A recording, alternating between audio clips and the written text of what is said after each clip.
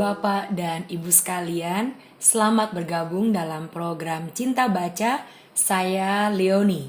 Kita akan bersama-sama berbicara tentang pentingnya mendidik anak-anak. Salah satu pertanyaan yang sering ditanyakan oleh orang tua adalah, wah, emangnya harus mendidik anak-anak? Bukannya mereka ya gede sendiri aja? Kan mereka makan, badannya bakal bertumbuh besar. Ya mereka besar sendiri aja. Memangnya harus diajarin? Nanti juga mereka besar, mereka tahu sendiri. Kalau kita mau menanam sesuatu, tanaman, menanam buah, atau menanam padi, apakah kita bisa asal aja tanam benih padi, tanam di mana aja, pakai benih yang mana aja, yang penting padi? Lalu ya kadang-kadang diurus, kadang-kadang tidak perlu dikasih air. Nanti juga pasti panennya bagus lah. Didiemin aja, nanti juga beres sendiri. Betul begitu? Bapak dan Ibu sekalian pasti juga setuju. Kalau kita ingin menanam sesuatu, menanam padi atau menanam apapun, kita sudah harus memilih benih dan menjalankan usaha-usaha itu dari awal, dari pertama kali, supaya hasil panennya itu bagus, berkualitas baik. Contohnya, petani pasti harus memilih benih yang berkualitas bagus. Kita juga pasti cari lahan di mana kita mau menanam benih padi itu, lahannya subur. Kita sudah bersihkan lahan itu dari misalnya rumput-rumput liar dan tanaman-tanaman lain yang bisa mengganggu lahannya. Kita bajak, kita genangi air, semua ada cara-caranya. Ada usaha-usaha yang harus para petani lakukan kalau mau hasil panennya nanti bisa berkualitas yang baik. Belum lagi para petani pasti berikan pupuk supaya bisa nanti padinya bertumbuh dengan sehat, dengan bagus. Petani akan rawat terus apa yang sedang dia tanam. Lalu kalau ada hama, misalnya ada tikus yang bisa menggigit padi dan merusak sawah kita, pasti petani akan mengusir, mencoba segala cara untuk membasmi, untuk mengusir hama-hama, binatang apapun, penyakit apapun yang akan mengganggu, merusak tanaman-tanaman padi di sawah mereka. Wah, pasti ada banyak sekali usaha dari Bapak, Ibu petani yang dilakukan supaya apa? Supaya panennya nanti bisa hasilnya bagus. Gak bisa kita diemin. Ada cara-cara perawatan, cara-cara untuk kita menanam sesuatu sehingga bisa bertumbuh dengan baik, menghasilkan buah yang manis atau padi yang bagus.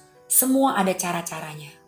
Dan bagi mereka yang tidak mengurus sawah mereka, bagi mereka yang suka lupa memberikan air untuk tanaman mereka, kita sudah tahu tanamannya bisa mati, panennya bisa gagal, banyak hal bisa terjadi.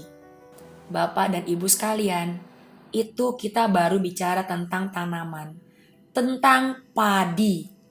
Tapi hari ini kita mau bicara tentang anak-anak kita, anak-anak ayah dan bunda sekalian. Anak-anak bukan benda, anak-anak bukan barang. Jadi kalau kita ingin anak-anak kita satu hari nanti menjadi orang dewasa yang melakukan kebaikan, yang jujur, yang menolong orang lain, yang hatinya selalu ingin membahagiakan orang tuanya, yang ingin menolong orang lain, semua itu adalah hal-hal yang baik yang kita ingin terjadi nanti. Itu berarti kita harus mulai berusaha. Mulai kapan? Saat mereka besar? Saat mereka remaja? Bukan. Kita harus sudah mulai berusaha, mulai mendidik mereka dari kecil. Tunggu dulu. Mungkin Bapak Ibu ada yang bertanya lagi. Aduh, padi kan memang kita panen. Kita kan mau jual di pasar. Kalau anak-anak ya nanti juga udah gede sendiri ya mereka juga bisa lah beres sendiri. Tunggu dulu. Sekali lagi, Tuhan pemilik anak-anak, Tuhan yang menciptakan anak-anak, dan Tuhan titipkan kepada ayah dan bunda sekalian. Dan itu berarti selama dititipkan, satu hari nanti anak ini akan kembali kepada pemiliknya. Dan selama anak-anak dititipkan kepada bapak dan ibu sekalian sebagai orang tuanya, kita harus menjaga baik-baik yang sudah dititipkan oleh Tuhan. Itu berarti selama anak-anak masih bisa kita didik, selama anak-anak ada di dalam keluarga bapak dan ibu sekalian, tugas kita sebagai orang tua, sebagai ayah, sebagai bunda adalah mengajarkan terus-menerus. Bukan saja merawat badannya supaya sehat, dikasih makan yang sehat. Bukan hanya itu, tapi yang ada di dalam. Kalau kita ingin anak kita menjadi orang yang suka menolong orang lain, mereka sudah harus diajarkan pentingnya menolong orang lain dari kecil. Mungkin dari Bapak Ibu sekalian ada yang bertanya dulu nih, ada yang berpikir, mulai kapan kita harus ajarkan anak-anak? Bukannya kalau masih bayi mereka belum mengerti, mereka belum bisa bicara kok. Nantilah kalau mereka sudah remaja, sudah pemuda, sudah pemudi, ya kita kasih nasihat-nasihat yang baik supaya mereka jalannya nanti sebagai orang dewasa, mereka bisa menjadi pemuda, pemudi yang baik. Mereka kan sudah lebih mengerti, lebih bisa diajak bicara kan. Kalau misalnya masih kecil, wah otaknya kan otak anak kecil. Kita mau ajarkan apa? Apalagi kalau masih berumur 2 tahun, 3 tahun, bicara aja belum terlalu bisa. Ajarin apa sih? Bapak dan Ibu sekalian, hari ini mari kita sama-sama berpikir bersama-sama. Kita hari ini belajar bersama-sama tentang pentingnya mengajar anak-anak sejak awal, sejak kecil.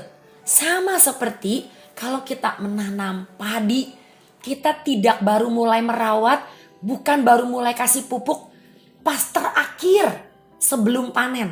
Tidak, kita sudah berikan air, pupuk. Kalau ada hama, ada tikus, kita sudah usir. Kita tidak bilang kan, padinya masih kecil, masih belum kelihatan, gak apa-apalah.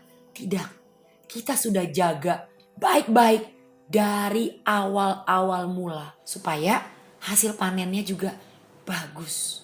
Kalau begitu, mulai umur berapa ya? Sebagai ayah dan bunda, kita harus mulai mengajar anak-anak. Umur 5? Umur 8? Umur 10? Kan belum remaja, tapi sudah cukup besar. Umur berapa? Ayo, Bapak dan Ibu sekalian. Mulai umur berapa ya? Kita mulai mengajar anak-anak kita. Kita sebagai orang tua yang sudah mendapat titipan yang berharga ini, yaitu anak-anak dalam keluarga Bapak dan Ibu sekalian, kita harus sudah mulai mendidik anak-anak kita dari waktu mereka kecil, dari bayi, dari sebelum umur 1. Kita pun sudah mulai mengajar mereka. Loh, ada yang bertanya, sebelum umur 1 sudah diajarkan? Bisa apa mereka, orang masih melongok-melongok, masih bengong-bengong begitu, diem-diem tidak bisa mengerti apa-apa kan anak-anak itu? Mau diajarin apa? Bapak dan Ibu sekalian, walau anak-anak kita terlihat masih kecil, masih kita gendong, masih kita suapin, tapi Tuhan menciptakan manusia dengan luar biasa. Jadi walaupun mereka kelihatannya belum bisa mengerti apa-apa, walaupun mereka kelihatannya belum bisa bicara apa-apa, tapi mereka sudah bisa memperhatikan apa yang ada di sekeliling mereka, lalu mereka simpan di dalam sini. Apa yang mereka dengar, mungkin mereka belum bisa bicarakan, tapi mereka dengar, mereka simpan juga. Sampai satu hari nanti waktu mereka sudah bisa bicara, mereka bisa bicara apa yang mereka sudah dengar waktu kecil dari kecil. Yang mereka waktu itu dengar tapi mereka belum bisa katakan. Yang mereka sudah lihat tapi mereka belum bisa lakukan karena mereka masih kecil.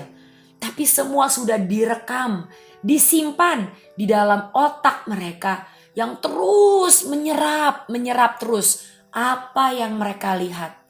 Jadi bisa Bapak dan Ibu bayangkan, apa yang anak-anak lihat, apa yang anak-anak dengar setiap hari di keluarga Bapak dan Ibu sekalian.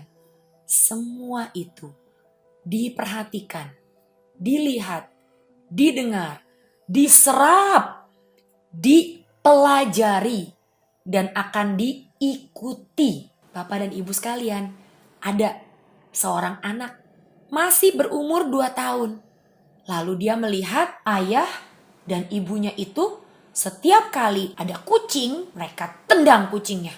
Mau kucing kecil, kucing besar, ayah dan ibunya itu tendang kucingnya. Mungkin anak ini umur 2 tahun hanya memperhatikan saja. Jangan heran, walaupun kita tidak pernah mengajarkan apa-apa kepada anak-anak, waktu nanti ada kucing lewat di sebelah anak kecil itu pun bisa juga kemudian menendang kucing itu. Kenapa? Karena itu yang dia lihat dari ayah dan bundanya, yang dilakukan oleh kakaknya, yang dilakukan oleh orang lain.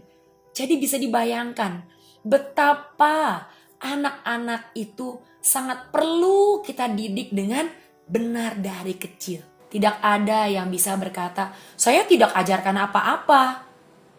Kita pasti mengajarkan sesuatu. Karena kita setiap hari pasti bersikap, bertingkah laku, berkata-kata. Dan itu yang kita sedang ajarkan kepada anak-anak secara tidak langsung. Mereka mendengar, mereka melihat Bapak dan Ibu sekalian di rumah. Seperti apa? Kalau misalnya kita ingin sekali anak kita menjadi anak yang jujur, anak yang selalu berkata yang benar, kita pun harus sendiri belajar untuk melakukan yang benar dan berkata jujur juga. Dan kita pun harus menegur anak-anak kalau kita melihat anak kita itu mungkin berkata bohong. Kita tegur mereka. Selama ini mungkin ada orang tua yang waktu melihat anaknya bohong, dia pun diam saja. Kita harus mulai menegur, kita mengajar mereka. Bukan berarti kita pukul, karena pukul itu tidak menyelesaikan persoalan. Anak itu harus diajar, diberikan pengertian. Mengapa kita jujur? Oh, karena Tuhan itu melihat kita. Tuhan itu melihat hati kita. Nah, itu adalah nilai-nilai yang kita bisa ajarkan kepada anak-anak dari kecil. Dan kita sendiri pun mungkin sering gak jujur. Sering juga mungkin kita bisa berbohong. Kita pun harus juga mulai belajar untuk juga melakukan yang benar. Kalau kita jujur di hadapan Tuhan, saya mau menjadi orang tua yang membesarkan anak-anak saya dengan tanggung jawab, dengan takut kepada Tuhan. Tuhan itu Tuhan yang melihat apa yang kita lakukan. Tuhan itu melihat hati kita, kejujuran kita dari dalam. Dan Tuhan tahu setiap kesusahan atau perjuangan kita sebagai orang tua waktu mendidik anak-anak dari kecil. Bapak dan Ibu sekalian, mari kita hari ini sadar dulu bahwa kita perlu mendidik anak-anak dari awal. Jangan tunggu mereka besar. Jangan pernah kita berpikir, mereka besar aja sendiri. Karena ingat, waktu kita tanam padi pun, kita tanam hati-hati, kita rawat dari awal sampai kita menunggu melihat hasil panen yang baik. Demikian juga dengan anak-anak, apalagi anak-anak kita. Karena tanggung jawab untuk mendidik setiap anak-anak di dalam keluarga Bapak dan Ibu sekalian ada di tangan ayah dan bunda sekalian, bukan di tangan orang lain.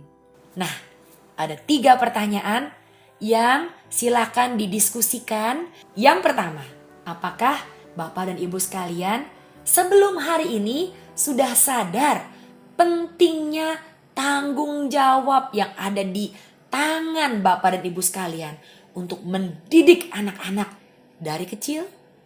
Mungkin ada bunda, ada ayah yang berkata, wah, selama ini saya hanya pikir ya punya anak ya punya anak. Tuhan kasih anak, anugerah, berkat dari Tuhan. Tapi ya selama ini ya tidak pernah terlalu saya ajarin apa-apa. Ya tentu kalau belum bisa makan sendiri saya suapin. Kalau anaknya belum bisa jalan ya saya gendong. Ya itu saja. Baru hari ini saya jadi sadar bahwa saya harus mulai mengajar anak-anak di rumah. Pertanyaan nomor 2, perubahan apa yang Bapak dan Ibu sekalian akan mulai coba lakukan mulai hari ini? Hal-hal baik apa yang lain yang ayah dan bunda akan mulai ajarkan kepada anak-anak mulai hari ini? Misalnya, ayah dan bunda sepakat mau mulai mengajarkan anak-anak tentang bersyukur, berterima kasih. Jadi, mulai sekarang, waktu saya memberikan 1 piring makanan atau 1 gelas minuman kepada anak saya akan ajarkan dia untuk berkata, terima kasih bunda. Walaupun anaknya masih kecil, gak apa-apa. Misalnya, anaknya baru 1 tahun. Waktu kita siapkan makanan di depan dia, waktu kita taruh piringnya, kita lihat dia, kita lihat matanya, lalu kita bilang, ya nak, bisa bilang, terima kasih bunda. Lalu kita bilang kepada anak, iya kita bersyukur ya, kita ada makanan. Begitu. Nah itu kita ajarkan.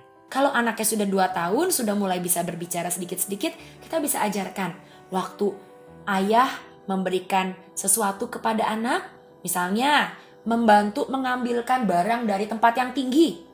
Ayah atau bunda bisa ingatkan, ayo bilang kepada ayah, terima kasih ayah sudah ambilkan barang buat saya. Hal-hal seperti itu kita bisa mulai kerjakan di rumah. Kita ulang terus menerus. Jangan hari ini kita ajarkan tentang terima kasih, besok-besok tidak kita ajarkan. Jangan cuma kita ajarkan 1 kali lalu setelah itu kita tidak pernah ajarkan lagi. Hal ketiga, pertanyaannya adalah, hal apa yang ayah dan bunda akan mulai coba untuk ubah? Kebiasaan-kebiasaan apa yang kurang baik mungkin yang selama ini ayah dan bunda mungkin lakukan atau katakan. Contoh, ternyata selama ini kita sendiri pun jarang bilang terima kasih. Nah, artinya Bapak dan Ibu sekalian pun harus coba mulai berkata terima kasih.